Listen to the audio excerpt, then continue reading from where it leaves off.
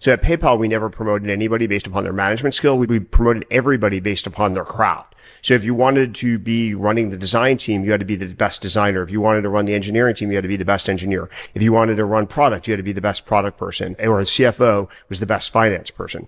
And so we always had that philosophy at PayPal. Maybe that's why PayPal thrived, and maybe why, my friends and colleagues went on to do very interesting things, is they basically brought with them many of those tenets. So Brian reinvented it and repopularized ideas that are pretty old school, actually. So it's the antithesis of hiring a general manager, someone whose expertise is really at managing versus someone whose expertise is actually at building. Because I think when you hire for founder mode, you're looking for different people. It doesn't mean you don't hire anybody. Obviously, you need to scale an organization. Brian probably has thousands of people. DoorDash has thousands of people. You can't run things the same way when you had 10 people or 20 people.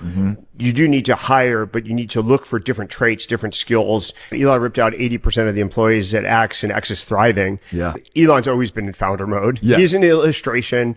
I think Apple basically has been in founder mode through most of its history. Basically at Apple, you get promoted by mastering something, not by being a generalist. There's people you meet, and you've probably recruited people out of Apple that have done the same thing basically for 15 years, but they are the world-class expert at X, and that's what they do. And Apple collates and collects a bunch of people who are literally the best in the world at 26 different things and mixes them together. That's a much better model. What do you think of, like, a lot of times the best salesperson ends up totally flopping as the VP of sales, right? Sometimes the most talented IC does not become the best leader and they fail in that position. I actually think they should be able to, sometimes it's mentoring, pairing them with the right person, giving them the right feedback. But at least if you promote that person, you're not going to demoralize your team, because everybody knows that they were the best salesperson. And so the rest of the team is going to look up to that person, because that person can actually deliver the goods. They may have to learn how to coach and mentor other people, but you have enthusiasm, energy from the rank and file. You bring in someone who's never hit a quota, never proven that they can sell product X, and you're like, oh, you're your new manager.